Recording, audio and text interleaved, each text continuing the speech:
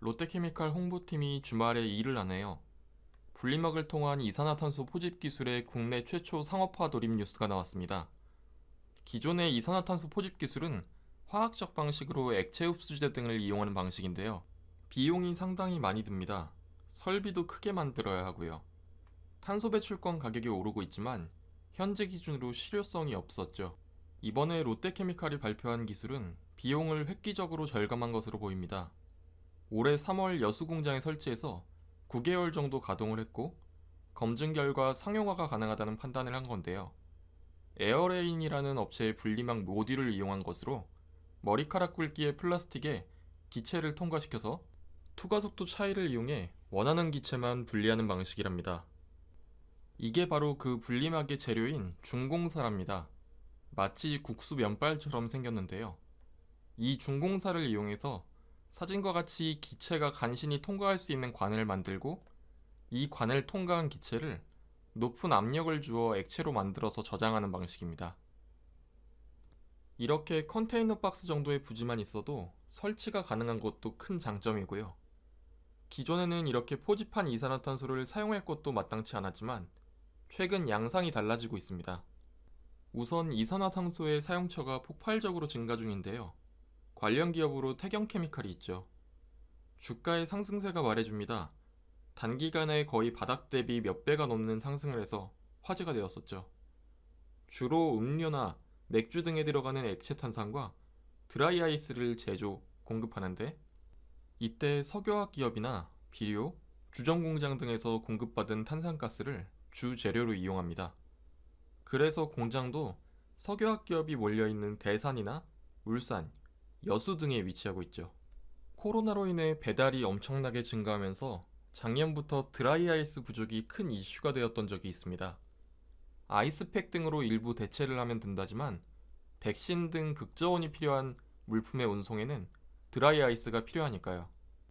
수요 측면에서 생산량을 늘리더라도 충분한 상업성을 확보할 수 있을 거라고 판단했을 겁니다. 자체적으로 탄소를 소비하는 공정도 늘어나고 있습니다. 대표적으로 폴리카보네이트가 있죠. 폴리카보네이트의 원재료 중 일부인 포스겐을 만들 때 이산화탄소가 들어가기 때문입니다. 그리고 가장 핵심적인 이유는 역시 탄소 배출권 이슈입니다. 이전 영상에서도 다룬 적이 있는데 유럽연합의 탄소 국경세 도입 등 탄소 관련 규제는 점점 강화되어 가는 추세죠. 탄소 배출이 많은 기업에 대한 규제는 점점 강화되어 가는 추세이고 비용도 증가하고 있습니다. 석유화학 기업들도 대표적인 탄소 배출 업종으로 인식되고 있는 상황이죠. ESG 경영이 강화되면서 기업들도 사활을 걸고 있는 상황이라 이러한 기술의 개발 및 상업화는 주가에도 도움이 될 것 같습니다. IR팀에서 스트레스를 많이 받은 것이 느껴지는 게 원료 자체 수급화를 언급하면서 배터리 사업을 연관시켰더군요. EC, DMC, 에틸렌 카보네이트와 디메틸렌 카보네이트인데 배터리용 전해액에 필수적으로 들어가는 물질입니다. 이미 롯데케미칼은 5월에 이 물질의 생산을 위한 신규 투자를 공시했었죠. 배터리 내 전해액 원가의 30%를 차지하지만 아직 국내에는 생산하는 기업이 없었는데 24년부터 국내에서도 생산이 가능하게 되었습니다. 폭발적으로 생산이 늘어날 것으로 기대되는 시점이죠.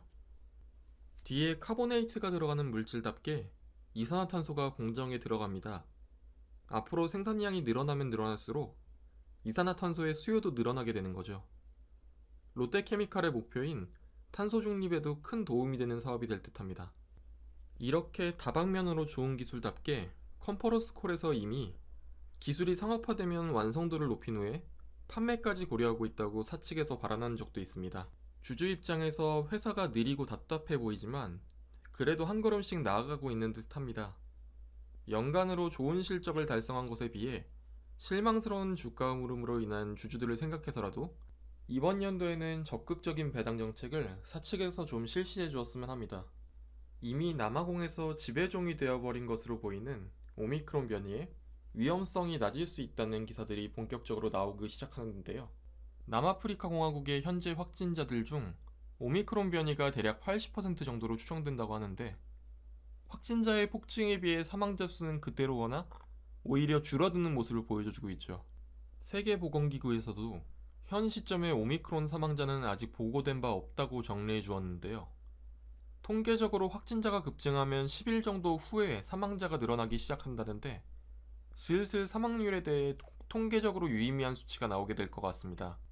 주말을 앞둔 미국 증시가 오미크론 관련 사망률이 반영될지 모른다는 불안감으로 상당하게 하락했는데 현재까지는 조용히 지나가고 있는 상황인 듯합니다. 다음 주에는 중국의 중앙경제공작회의가 있습니다. 매년 12월에 열리는데 중국의 내년 목표 성장률을 결정하게 됩니다. 저는 중국의 4분기 데이터가 상당히 안 좋게 나오고 있기 때문에 깜짝 경기 부양책 발표 가능성도 어느 정도 있다고 생각합니다. 이때까지 미국이 통화 완화 정책을 썼을 때 보통 중국은 긴축으로 대응해 왔는데요. 하반기부터 미국이 테이퍼링을 가속화하는 만큼 중국도 이에 맞춰서 긴축 속도를 줄이거나 완화 정책으로 나올 것 같습니다. 코로나19의 게임 체인저, 경구용 치료제도 시판을 앞두고 있고 여기저기서 반전의 실마리가 나오고 있는 듯합니다. 시장도 빨리 반등을 해서 따뜻한 겨울을 보낼 수 있었으면 합니다. 감사합니다.